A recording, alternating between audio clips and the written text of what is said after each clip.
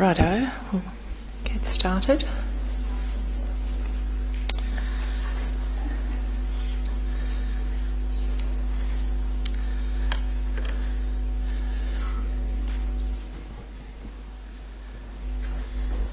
Hello again and welcome. My name's Clare. I don't always say that, I always forget.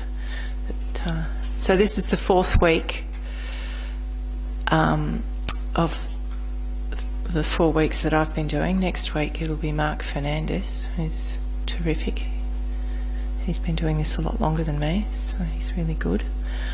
I'll start with the refuge and bodhicitta prayer, and then maybe talk about meditation practice itself, how you can set up a practice. I go for refuge until I'm enlightened, the Buddha, the Dharma and the highest assembly, from the virtuous merit that I collect by practicing giving and the other perfections. May I attain the state of a Buddha in order to benefit all sentient beings. I go for refuge until I'm enlightened, to the Buddha, the Dharma and the highest assembly, from the virtuous merit that I collect by practicing giving and the other perfections. May I attain the state of a Buddha in order to benefit all sentient beings. I go for refuge until I'm enlightened, to the Buddha, the Dharma and the highest assembly, from the virtuous merit that I collect by practicing giving and the other perfections. May I attain the state of a Buddha in order to benefit all sentient beings.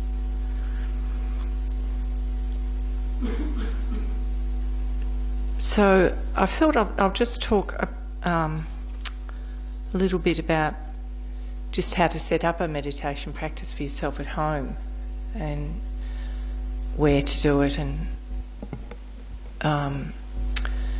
if you were to decide to sort of do a Buddhist, like a lot of these meditations, you don't necessarily have to call yourself a Buddhist to do them.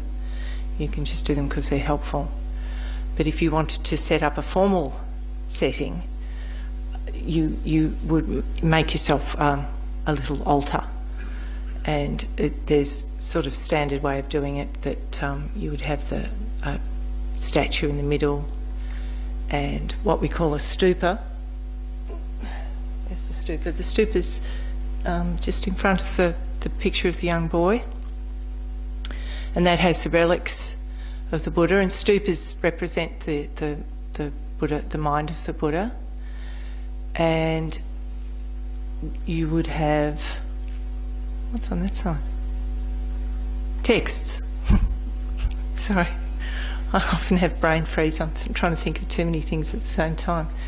So you've got the body, speech and mind of the Buddha. So the body, the speech in the texts, and the mind of the Buddha as visual representations of the Buddha. And you might, and they would be in that order. They're on the, the texts are on the right, Buddha's right-hand side, your left, and the stupa would be on the Buddha's left-hand side. It's and it's a bit tricky finding stupas, but pictures of these things are fine. And the text, any book with Dharma in it, would be fine to just put down beside. So you could do it that way, in a formal way. Otherwise, you don't need any of these things to sit down and meditate, but it's nice to find a place at home, set yourself up in a quiet corner or somewhere that you feel really happy and comfortable. And if you return to that place, it becomes you look forward to it. It's a nice feeling to go there and sit down, and so you look forward to it, because you want to develop nice experiences and make it feel like you want to go there, not that it's a chore. You could light a candle and offer it as well, or you could just have a candle or anything, or not. The other thing is, they say it's very good to meditate in high places, so that's why they often went up into caves in the mountains and had, especially the Tibetans up in the Himalayas. But I have personally found it's very nice to be in a high place with an expansive view, it kind of opens your mind. It actually really is very, very helpful to have to do that. So we can't always do that because we're at home, but sometimes if you're in a nice place, and you might find, I find the energy in some places is quite different. If I'm visiting friends in the country, I often meditate better out in the country, and I think it's just there's more space for your mind somehow. Yeah. So the Tibetan word for meditation is gom, and that translates as familiarisation. They don't say meditation, they say familiarisation. So you want to practice a little bit every day, and that strengthens your ability to do it. It's the same as working your muscles at the gym or something. You can't start with the heavy lifting. You have to sort of slowly. And practicing every day keeps your mind in touch with it, so that if you just do this occasionally, it's very nice. Any meditation's good meditation, but it's not going to be as powerful for you. And you find that your mind does, over time, as it familiarises with these practices, you feel the benefits from it. So a regular practice is a really healthy, good thing to do. What else? Any questions about any of that? All good? I also wanted to just qualify another thing I said a couple of weeks ago when I was talking about my very sketchy version of the life of the Buddha, that he left his wife and child, that he had reached a point where he left the palace. Just for those who weren't here or don't know, he was a prince, and his family had protected him. Very wealthy kingdom, and had lived a very protected life. And he got married and had a child, and his wife was a really good person, and he was really good too. They were very kind, compassionate people, but the story goes that at some stage he left the palace and came across a sick person, an old person, and a dead body, and wondered why. Why do we get sick? Why do we get old? And why do we have to die? And these affected him very profoundly, and he studied the Hindu tradition, and learnt very deep forms of meditation. But still, when you come out of the meditation, he still had to get sick and old and die, and was still sort of wondering why you still continue to suffer. And then went off on his own. But when he went off to study, he left his wife and child. But once he became enlightened, he came back and taught them, and they became enlightened. So I thought I didn't finish that story the other night saying this is not advertising leaving your wife and children to go off to do this. He was a very special person, and he could see, he would have had some kind of, and they say with really good meditation, you become clairvoyant a long time before you will become even realise emptiness, let alone become enlightened. There is an element of clairvoyance that, because your mind is so clear, you can kind of see things that other people can't see. So he knew it would be all right, but he came back, and they were among his first disciples. So, and then someone else asked me about the Kadampa. They'd read something about Kadampa masters, and this is sort of from the Kadampa tradition. The Kadampa was a teacher, I think, was the first of the Kadampa teachers, and it was just setting up this tradition and the practices of bodhicitta, which is the mind wishing to become enlightened in order to benefit others, understanding that there's so much suffering, you can't bear it, what am I going to do? I have to take on this responsibility myself, so I will become enlightened to relieve the suffering of others. And that's come down through the Kadampa tradition, and they have the what they call the Lojong practices of thought transformation, and so a lot of you would have been here and done the 8 verses of thought transformation. A few of you would be familiar with that.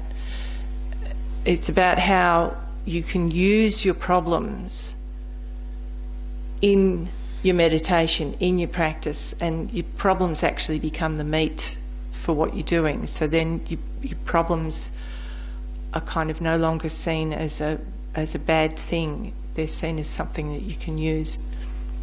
And quite often when you're in, I have found this, that when things get really bad, the meditation is most powerful. It actually kind of really works in those times. It's possibly because you just want to shut everything else out and you're focused much better. But so the Lojong thought transformation, they have lots of different things, and that's what I'm sort of going to go down that road tonight. And the other thing that came down through the Kadampa tradition is the Lam Rim, which is what we teach, and that's everything that I've talked about, or everything that we talk about here is through the Lam Rim. And Lam Rim means the stages of the path. So you go through, it's a step-by-step process that you can follow, and a lot of what we teach is sort of those steps.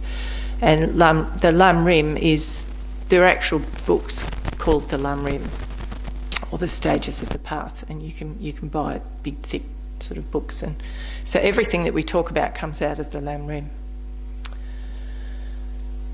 So the Lojong,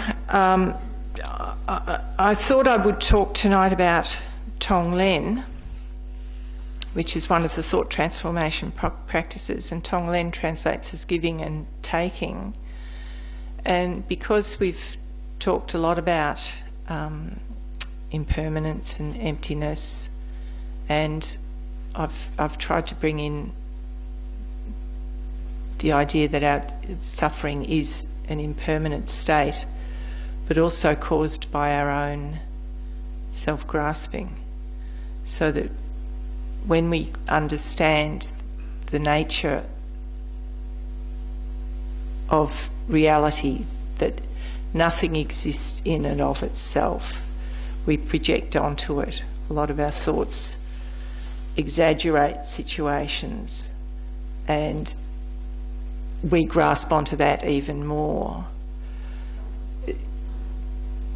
Which is sort of what I've been talking about for the last few weeks, and the causes for this, which are described in the 12 links.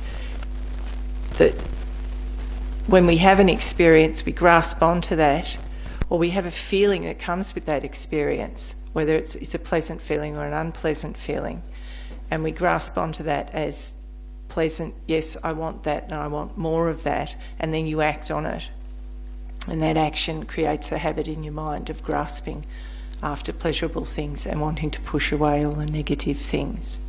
And we grasp onto the negative things, and we tell ourselves stories, and we exaggerate constantly. So in this Tonglen practice,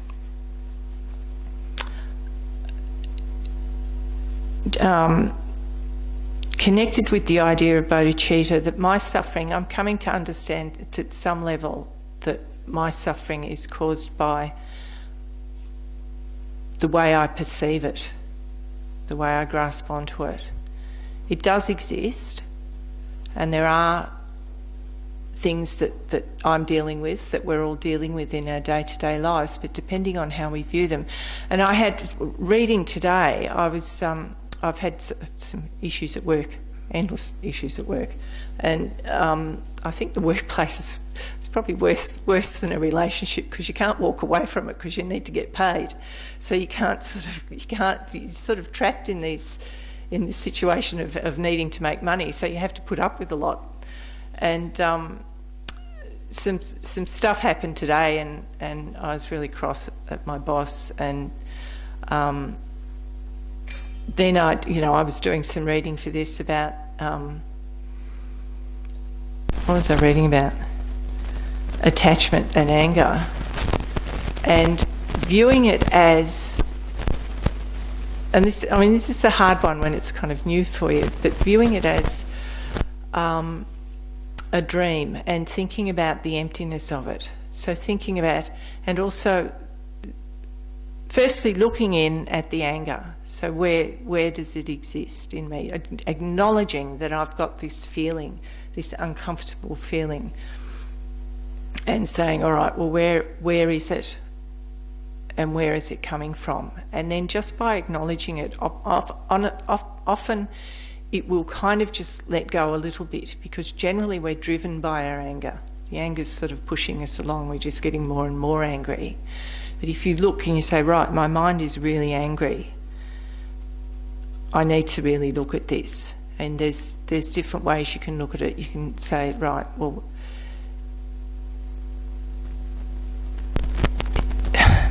is it connected to this external object?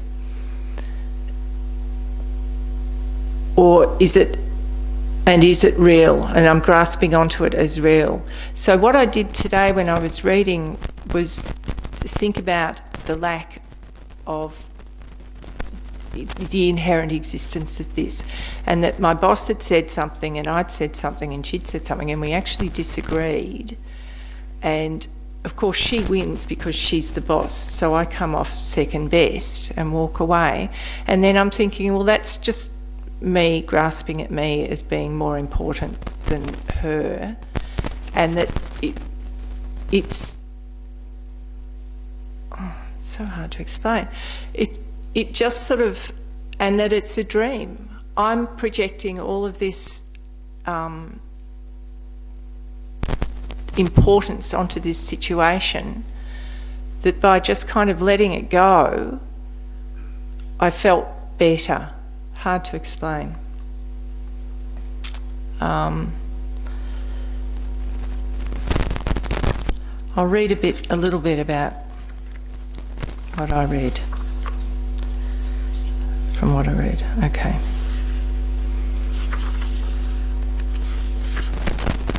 Ways to deal with anger. So the first one is to contemplate the faults and disadvantages of anger, so that you become convinced that it's harmful rather than helpful, and therefore not something you want to indulge in. So my first, my thoughts were, this is uncomfortable. I'm not feeling good. I don't actually want to be angry. So I need to do something about it. And if I keep fighting with her, this is only going to get worse. It's not going to help the situation. So I need to kind of do something about my mind so that I don't go back to her in an angry state when we discuss the issue again. First of all, look at the immediate effects of anger on your mind and body. What is it like being angry? Is your mind peaceful and happy, or disturbed and discontented? Are you able to think clearly and make intelligent decisions, or does your thinking become confused and irrational?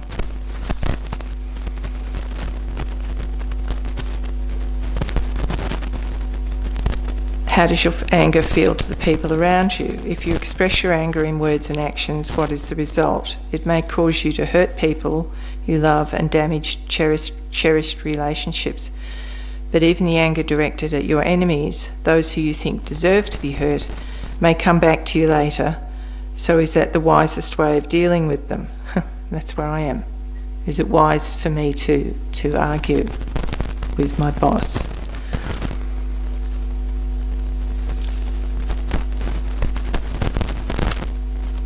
Another method for dealing with anger, dealing with people who hurt you or annoy you, is to put yourself in their place and try to see the situation from their point of view. What is driving them to behave in this way? Is their state of mind peaceful and happy, or confused and miserable and uncontrolled? They are human just like you, with problems and worries, trying to be happy and make the best of life. Recall your own experiences of being angry and unkind and get a better idea of what they are going through.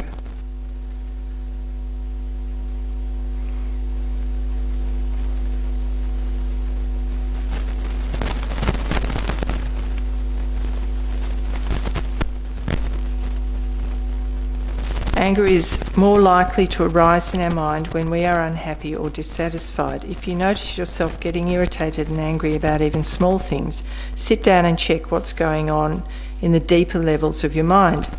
Are you feeling dissatisfied about something? Are there unhappy, critical thoughts about yourself or aspects of your life? Are you focusing more on the negative side of things rather than the positive side?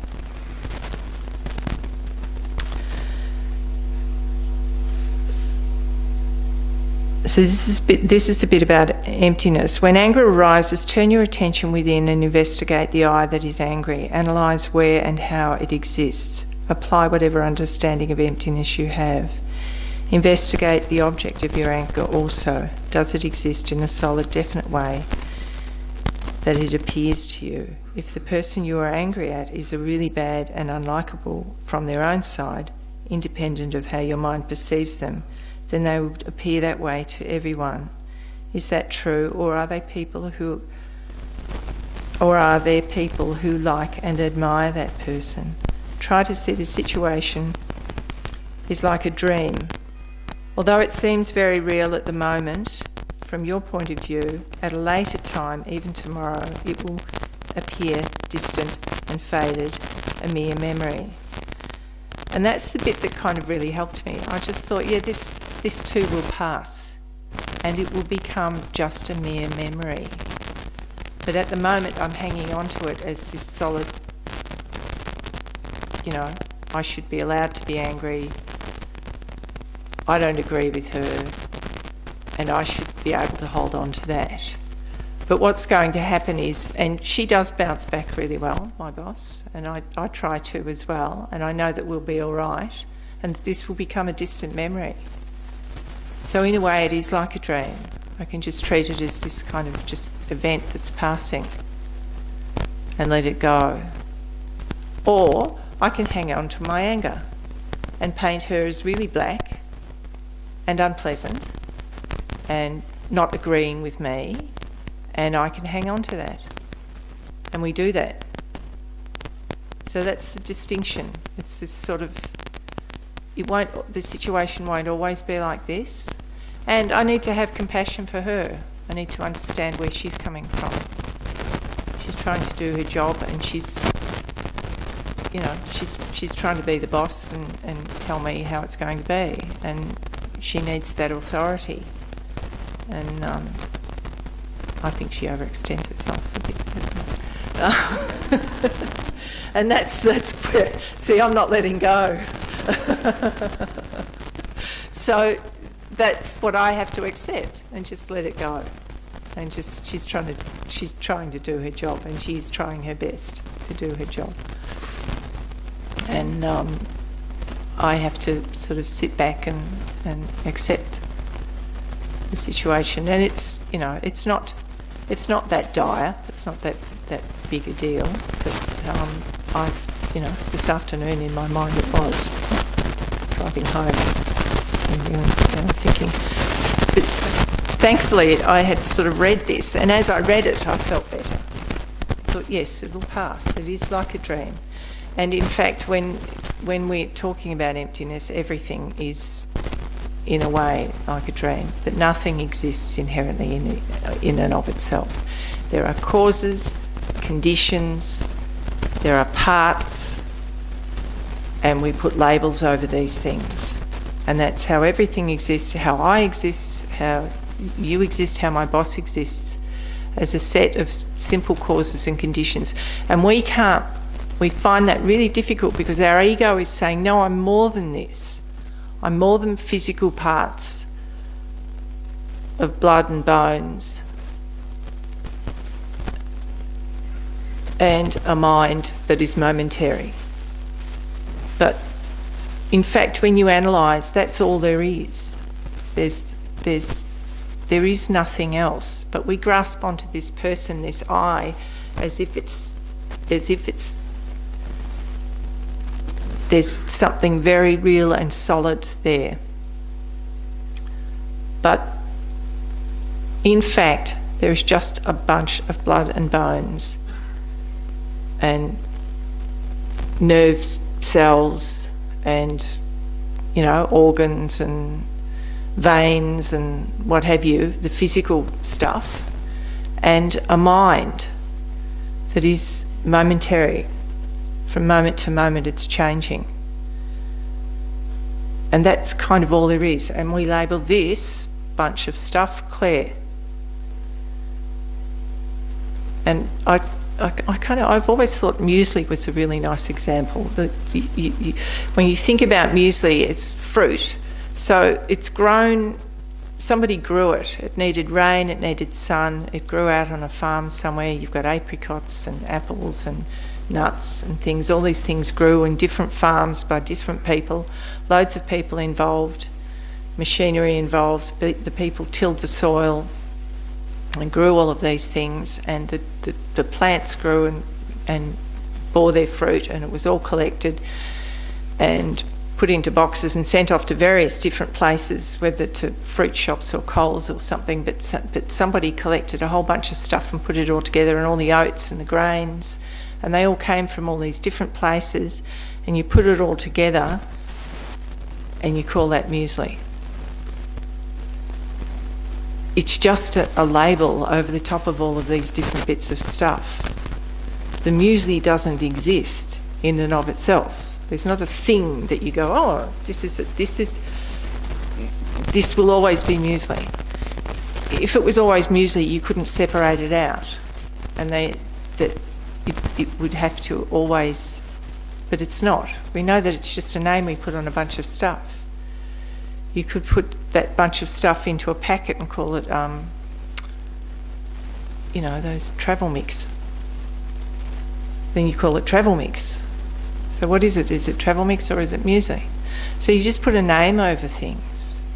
So everything exists that way, the parts of the table. The table's often used as an example. It's the wood. You think of the trees.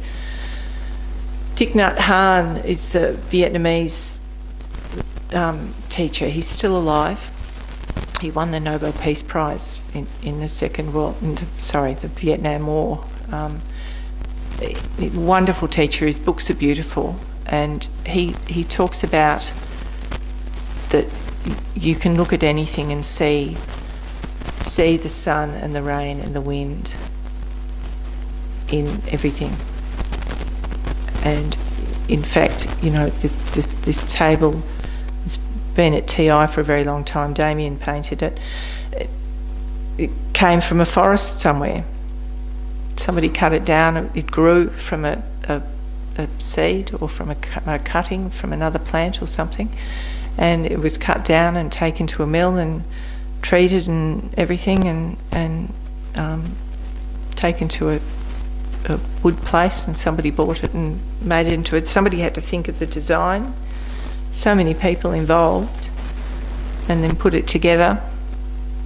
I'm not sure if Damien made them. He has had a hand in a lot of things around here, and then painted them red, and then the red paint had to come from somewhere. It was sort of, it's a whole lot of chemicals and stuff that was put together, polymers and all sorts of things that have come together from all different places, and then we call it a table. But if you broke it all up into pieces and smashed it, it's a pile of wood or a pile of painted wood. You wouldn't call it a table. If you took the legs off and put them over there, then it's no longer a table. But at the moment, we call this configuration a table. And we have to agree on it as well. That's the other part, is that I can't call this a lamp and decide to change the name of it, because it functions as a table, and functionality is part of what you're talking about as well. It actually functions in what we call a conventional way. It functions as a table. So you can't go, oh, you know, you can just call anything because it's a bunch of stuff. But its functionality is part of the label, part of what you're doing. So that if someone's on drugs and they see it flying off into space, and you know, that's a total misunderstanding. But at the moment we have a misunderstanding that this thing is an inherently existing table that exists more than just being a label onto a bunch of stuff. And that's what we do with our thoughts and emotions and everything that happens in our lives. We sort of, we hold on to it. Our ego has to tell us there has to be something. There's something else there that we're holding on to, and that's what's causing us the problem. Because we grasp at our own feelings, and we grasp at anything that threatens us, and that we grasp at anything that we want. And it's all going to change. We will never be satisfied. The constant grasping is looking for satisfaction, and even when we get the things we want, they don't last very long. Or when we're having fun, it doesn't last very long. You go to a party, it was fun, you wake up the next day to your mundane life, and you've got to go back to that. And that's sort of why people, take drugs. They don't want to go back to the mundane. They want to keep partying. So you have another party, and you keep going back to that. And you have those moments of fun. And my recollections of parties were often disastrous. They weren't always fun. But they were fun as well. But sometimes they weren't. We have this whole thing, we're going to have a fantastic time, and you go out and it wasn't fun. So you're not happy, you're not satisfied, so you have to go to another party. It's like New Year's Eve when you're searching for the perfect party, and then you're in your car on the road somewhere at midnight because you're moving from place to place. I don't know if you've ever done that, but you get there and you go, oh no, this isn't a great party, I'm going to another party. So that's what we do, and we're never fully satisfied. And even when we get what we want, it will change, or we'll change, or our view of it will change. And relationships change, and eventually we all have to die. So even if we have to go through that terrible suffering of parting. So I'm going to do this Tonglen meditation, and we've done meditations where we do the body of light, and I might even, if we get time tonight, I can finish with that one, where you fill yourself with light, with compassionate love and compassion and healing light, and that's really beautiful. With the Tonglen practice, the giving and taking, what we're going to do is we're going to give the light to others, and we're going, and you don't have to do this, and this can be confronting for people when they first hear about it, is that we're going to wish to take on their suffering. And you can start this with yourself. You can take on your own suffering, and then you can give yourself the light of whatever it is that you want, material things, spiritual things, whatever it is that you need to be happy, you can give to yourself. And then when you do Tonglen for others, you wish to take their suffering from them. You wish that they weren't suffering, and that you take it in, and we visualise our self-cherishing, our self-grasping mind as a black stone in your heart. And when you take in the suffering of others, it completely destroys your self-cherishing and your self-grasping. And then you breathe out whatever they need, and you can breathe out health, wealth, love, compassion, and all the way up to enlightenment, to people, wishing them all happiness and real happiness. So what you're doing is, you can't take on someone else's suffering. The Buddha would have done it. He would have taken our suffering. If you could actually do that, he would have done it. What you're doing is you're wishing, it's about the other person, it's not about you. It's not about me taking on the suffering. It's about you wishing the other to be free of their suffering. It's about the other person.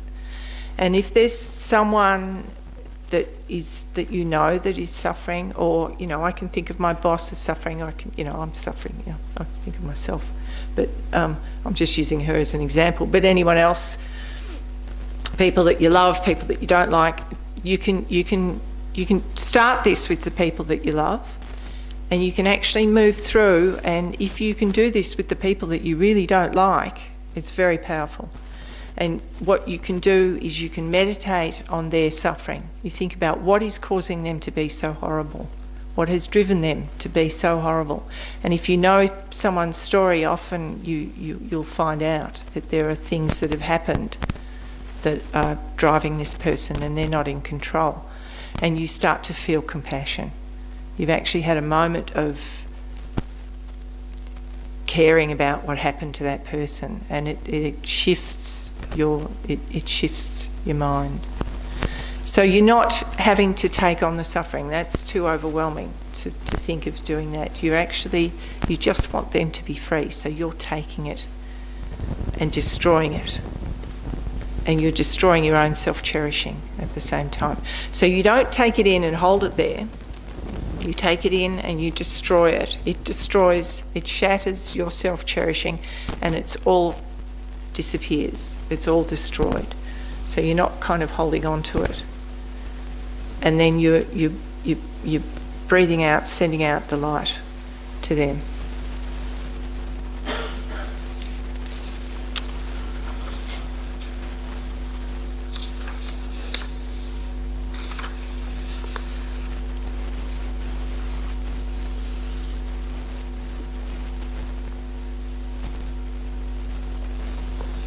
All right, so we'll start with a bit of breathing meditation. And so sitting relaxed and with your back straight. Having a straight back is important for your meditation so that the energy can travel. And when you're kind of slumped, you do actually feel less clear in your mind, so it's good to be sitting up straight.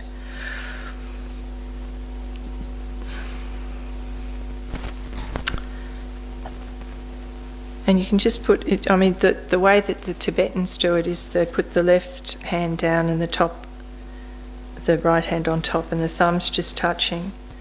And that helps with the energy as well. I think it's the pulse in the thumb, but it also represents emptiness. It actually has other deeper meanings as well. And your head's tilted slightly forward, and your tongue at the top of the palate, just behind the teeth. And this helps, if you're in long meditation, it helps with the saliva, so you don't have to swallow so much, but also that if you're sort of in meditation, you don't start drooling. Your eyes almost closed, just letting in a bit of light. And relax the shoulders. And just focusing on the breath for a while, breathing in and out, following the breath. And try and make it a mental activity, just following mentally the inflow and the outflow of the breath.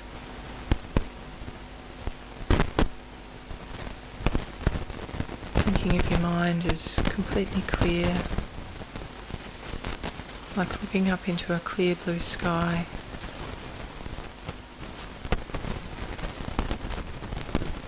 And bring that clarity down into you. And all your thoughts are just like passing clouds. Just let them pass and come back to focusing on the breath.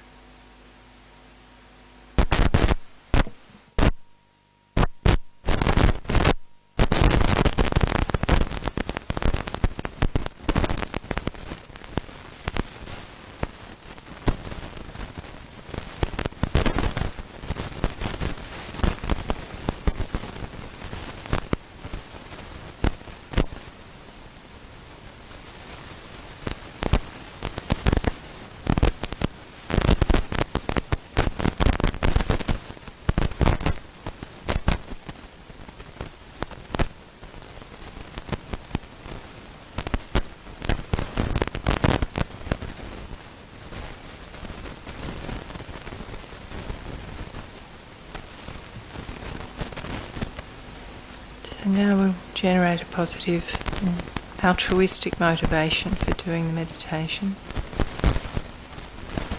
You can think, I'm doing this meditation in order to increase my positive feelings of compassion, love, and wanting to help others, so that my life and all the things I do will be only beneficial and never harmful to others.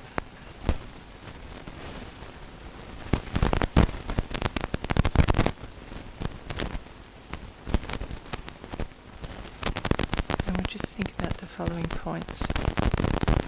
All beings want to be happy. They have basic needs for food, shelter, being comfortable, feeling safe and loved. And they have things they wish for: friends, possessions, a satisfying job, etc. All beings also wish to be free of every kind of pain and problem.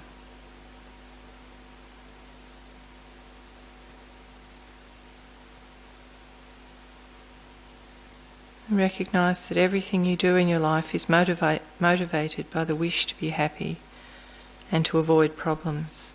And the same is true for all other beings.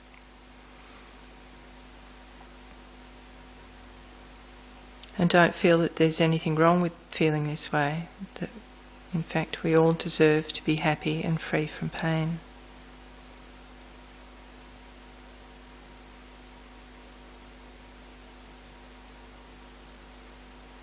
So if we're all the same in wanting to be peaceful and happy and satisfied, and to not experience any unhappiness, pain or problem, then is it right for me to care only for my happiness and my problems?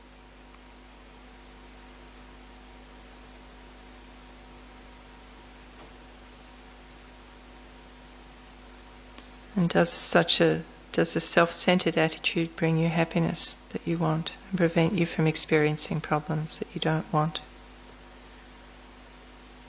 And try to recognise that self-centeredness is counterproductive, and feel the wish to become less focused on yourself and more loving and caring towards others. So one method to transform your mind in this way is this Tonglen practice. So we'll start by using one's own problem and practicing Tonglen on ourselves. So bring to mind a problem that's currently troubling you. And if you're not familiar with this practice, it's best to start with a small or medium-sized problem rather than your biggest one. It could be a physical problem, a painful or uncomfortable feeling, or an illness. Or it could be something emotional, such as sadness, hurt, or loneliness. Allow the problem to arise in your mind and feel how painful it is and how your mind wants to push it away.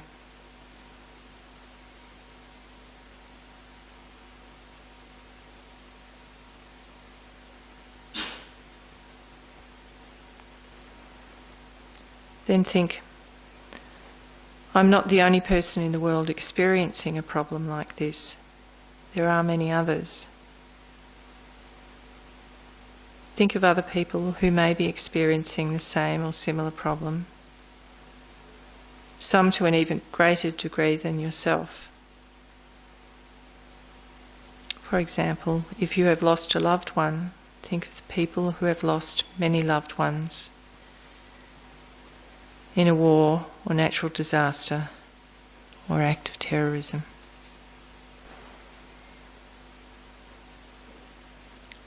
Generate compassion for them, thinking and really feeling how wonderful it would be if all those people could be free from their suffering.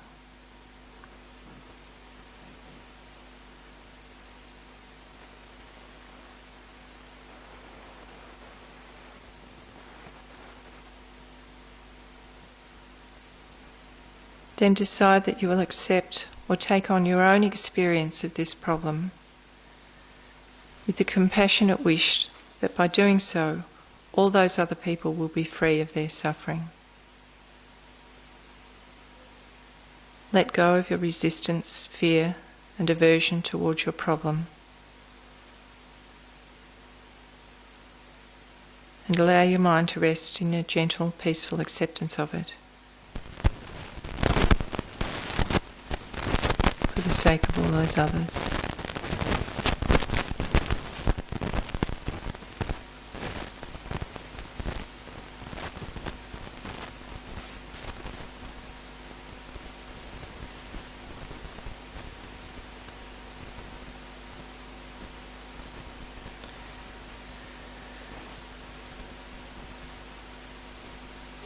And when you become more familiar with the practice and comfortable with it, you can use it to take on bigger problems you have at present, and also the problems you will probably experience in the future.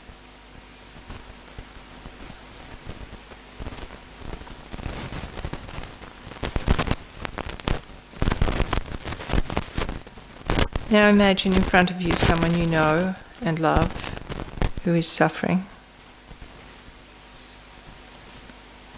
So we're going to do this for another person's problem.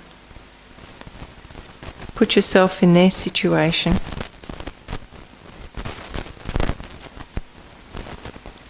Try to really feel the suffering that they're experiencing and how they wish to be free of it.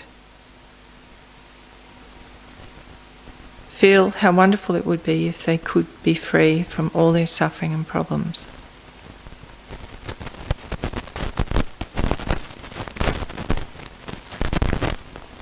And generate the courage to take their suffering upon yourself. Visualize that your delusions, such as self-centeredness, anger, attachment and jealousy, are in the form of a solid dark rock in your heart. Then visualize your loved one's suffering in the form of the thick dark smoke floating out of their body. As you inhale, imagine taking this dark smoke of suffering into yourself. It comes to your heart, absorbs into the rock of self-centeredness and delusions, and destroys it. Both the rock and the suffering, your own and that of the other person, become utterly non-existent.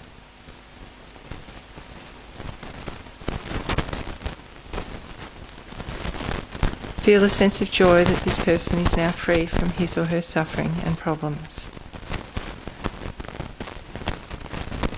When you exhale, breathe out your happiness, positive qualities, and merit in the form of bright light.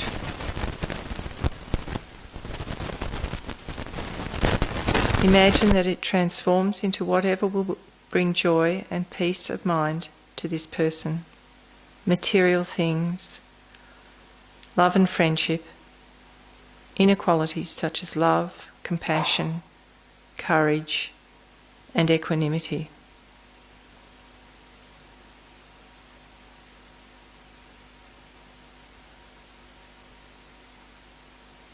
Imagine that their needs and wishes are fulfilled. Their mind is filled with peace, happiness, and all the knowledge and qualities of the spiritual path.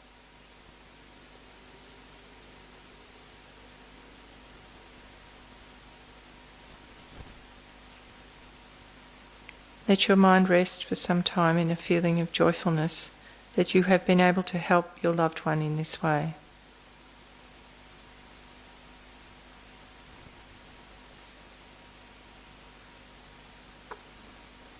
Continue to inhale their suffering into the rock of your delusions and self-cherishing, destroying them,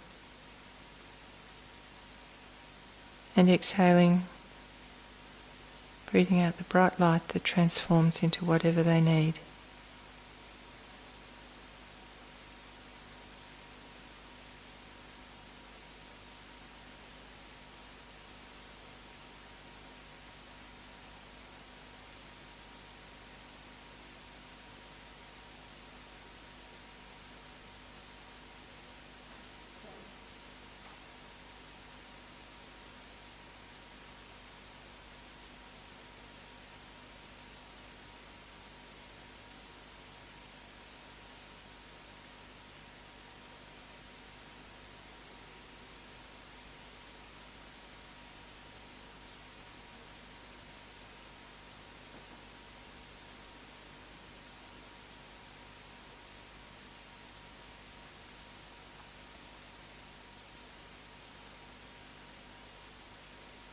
As you become more familiar with this meditation, you can practice it gradually with more of your friends and relatives, and then strangers, and eventually even with those you dislike.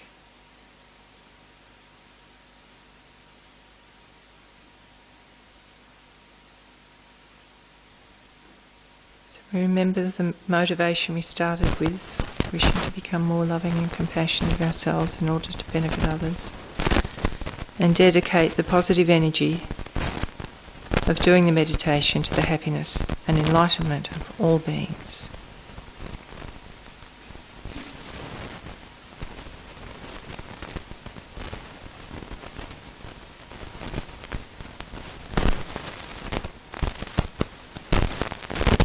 And just bring your mind back to the room.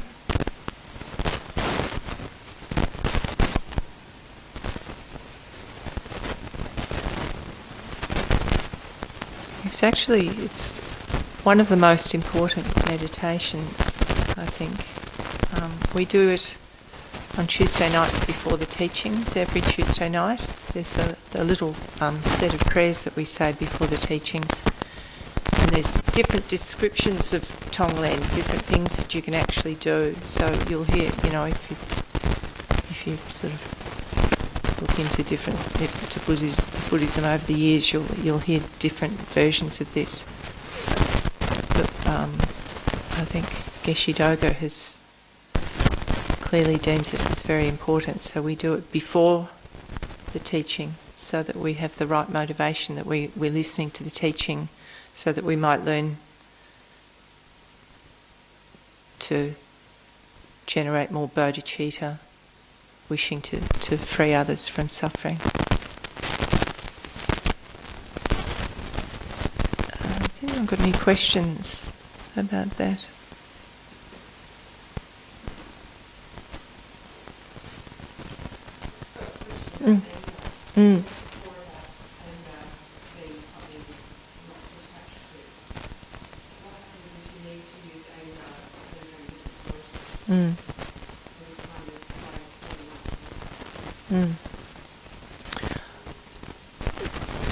Good question. She's asking, what if you need anger to avoid being exploited and to stand up for yourself? So there's one thing, I don't know if you remember a band called Pill. They did a song called Anger is an Energy, and it was, some people see it as a kind of, a form of energy that you can use or that needs to be used. But the problem with that is it feeds off itself. It creates more habits of anger in the mind. And I think we all know that, the more you indulge in anger, the more it can consume you. But there's another thing that they refer to as wrathfulness. And we have to have the wisdom to know the difference. But it doesn't mean you're a doormat. Yes, you do need to stand up for yourself. And if you can, then you do that. But without generating this ugly feeling of out of controlness that, I certainly know the difference that, when the blood's rising and I kind of lose it. That's not the same as, and I can watch other people do this. They can very calmly defend their position and stay rational. The other thing about anger is that you tend to lose your ability to think straight because you're consumed with the anger. So Buddhism would say that there is no place for anger because it will always have a detrimental effect either on yourself or on others. And I think, in my experience, it's true. And that today, even arguing with my boss, if I had continued and told her what I was really thinking, then I'd be in really big trouble now. I could. It just wouldn't be worth my trouble to go down that road. And the conversation will come up again, and I have to think of ways of trying to help her to understand to see things slightly differently. But I needed to walk away because there was no point in arguing. So you have to pick your moments. Do you know what I mean? Yeah. But just sort of yelling and getting angry, in my experience is it just doesn't work. And I'm a teacher. I work with in a kind of alternative setting with disengaged kids. We have small groups of kids, and they're kids that haven't functioned in mainstream too well, and they make you crazy. And every time I raise my voice, I regret it. So I've had to learn over the years that it's just not the way. Either they've been yelled at so often it has absolutely no impact whatsoever, or the child is so fragile that they just walk away and they're still not going to listen to me. I've just made the situation worse by raising my voice, even though they've been misbehaving, flinging an axe around or something, you know. But because I do horticulture, so we work in the garden, so you've got tools, so it's dangerous. But you know, screaming has never helped me, and I had to learn that very quickly.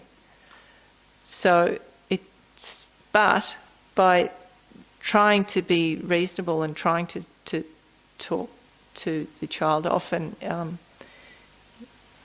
can be really helpful. And if I don't respond the way that they think I'm going to, I mean, they might be doing something to rile me up purposely, but I'm not responding in the way that, and I'm being really nice to them, then that takes them by surprise and can often help. I've actually found that being really kind is an amazing thing with these children because they're not expecting it. So it kind of takes them by surprise in the first instance. But they realise that they're not in as you know, I'm not going to be yelling and screaming and making them feel uncomfortable and bad as well, and that we try to kind of work it out. Doesn't always work, but generally you can, you know, I've found that this stuff has really helped me enormously. Yeah, so there's a difference, and you have to pick your moments. And there's a saying, change, and it's in the. I know I heard this as a young Catholic. There was a very similar saying, but they would say, if there's something you can do about a situation, then act on it, do it. But you don't do it with anger, because that will only mess it up. But if there is something that you can actually step in and do, you do it. And if there's nothing, and then they say, so you don't need to be unhappy about it. You can still maintain your level of joy and happiness because you're able to do something about the situation. So you don't get angry, you do something. If you can't do anything about the situation, why be angry? Why be unhappy? Because being angry and unhappy is only going to make you feel worse. The only person who's going to be affected by that is you. You can't change the situation. So maintain your equilibrium, maintain your peace of mind, and either walk away or write it out or accept that there is nothing I can do at the minute. And then you need to know the difference. And the Catholic thing was to have the wisdom to know the difference, when to not, you know, bang your head against the wall, or when you can act and you can actually be constructive and do something about it. But in both situations, it finishes by saying why there's no need to be unhappy in either situation. So, I mean, and that'd be really nice, wouldn't it, to be able to maintain your peace of mind when there's nothing that you can do about it. But that's why we meditate, and that's why you do these practices, because it does give you some clarity. And you do see different people will respond to situations differently. Some people do respond really well. You see them, responding in a peaceful, rational way. And I admire that so much. because usually my temper's kind of rising and I have to kind of step back and control it. But some people are very good at, they've walked away not upset in a situation. So you can do it. And I think it's not easy. But I honestly, believe that by a daily practice of meditation, if just breathing meditation stops the chatter, stops the constant grasping and storytelling and building and obsessing about things, and just gives you that break and a bit of clarity, and then you could get more perspective and you're more rational, and just a little bit every day. And Geshe Doga says just a couple of minutes is fine. You don't sit there, and he'll often sort of imitate, you sit there going, trying to meditate and hold on. Well, that's no good. You need quality over quantity. So just a few minutes, and you find that it gets better. A friend of mine, she's been doing this longer than me, and she just does breathing. She says, I can't do the visualizations, so she hasn't gone down that road. She's just, every day she's done breathing meditation, and she said it's been incredibly powerful for her. And that's what Geshe Doga has been doing, the breathing meditation, for years and years and years on Wednesday nights. That's all he does, is the breathing meditation. He teaches and we do the breathing meditation. And at first I thought, well, is he going to do any of these other, but I've realised it's such a powerful tool, and that's why he keeps doing it, keeps talking about it. You need to get a handle on it. And it's the discursive thought, it's the discussions that we're having in our heads that's driving us crazy. And the meditation, breathing meditation stops, you need to keep focusing, you need to do it. You've got to focus on the breath, but it stops this discursive thing, and somehow it's amazing. It's a circuit breaker, and you go, what was all the fuss about? Quite often it can just take you away from a situation, and you're okay.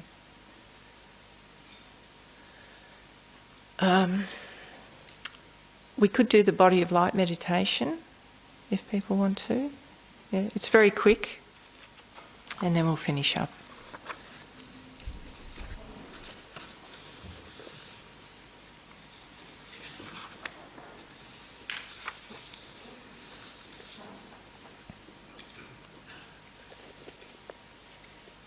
So again, just sitting comfortably with your back straight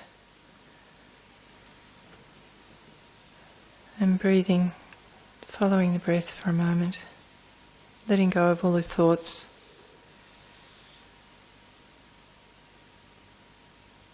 You can think about all of this later, but for now just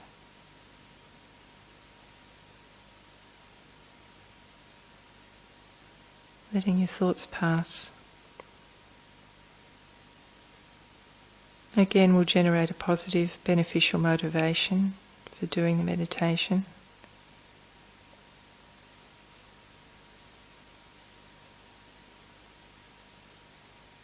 Just focusing in on the breath.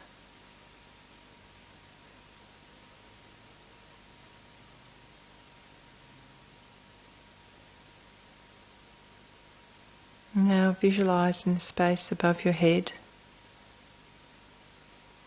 a sphere of white light.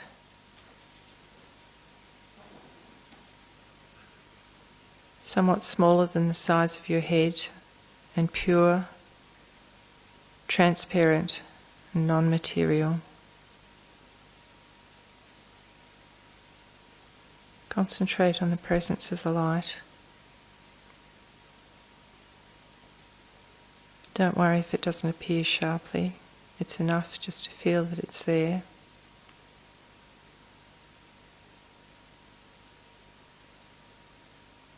And think that the sphere of light represents all universal goodness, love and wisdom, and the fulfillment of your own highest potential.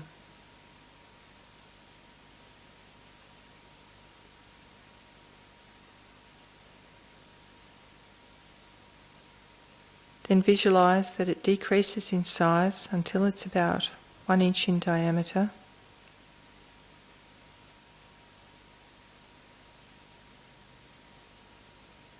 And then it descends through the top of your head to your heart centre.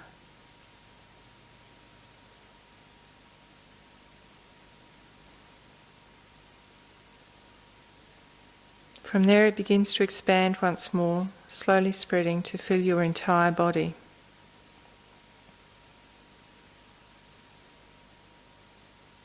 As it does, all the solid parts of your body dissolve and become light.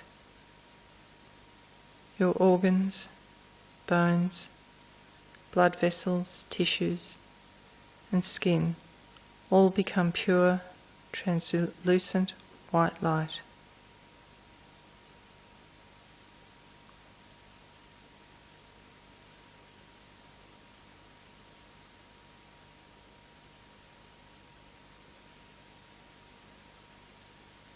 Concentrate on the experience of your body as a body of light.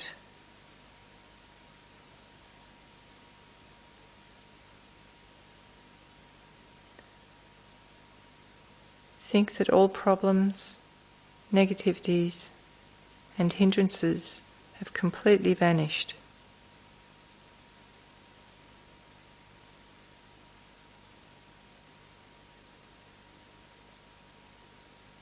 And that you have reached a state of wholeness and perfection.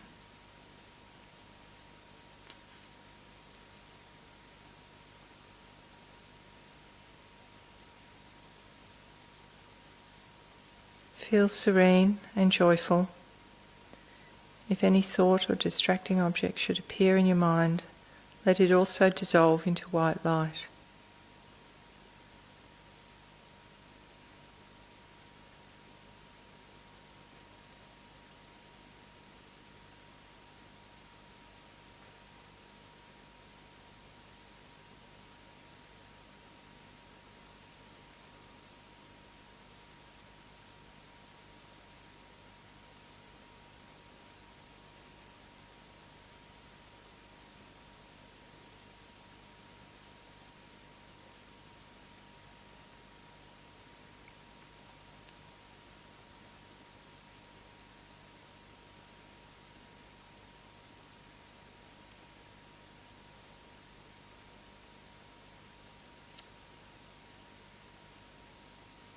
So we'll finish by dedicating the positive energy of the meditation to the benefit of all beings.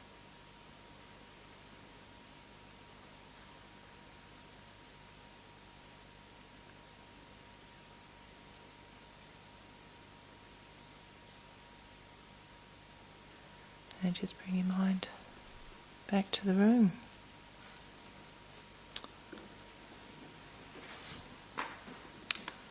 Okay, so are there any other questions before we finish up?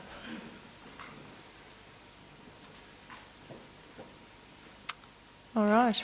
There's I'll just say this book that they often use. It's called How to Meditate. We have it here in the bookshop, and it's got this whole range. So what we do on the Monday nights is kind of give you a taster of all the different types of meditation. It's not that you have to do them all, it's just that it gives you and some you are more attracted to than others. So if you're interested, it's a really good starter. So there's tea and cake in the dining room. Thank you.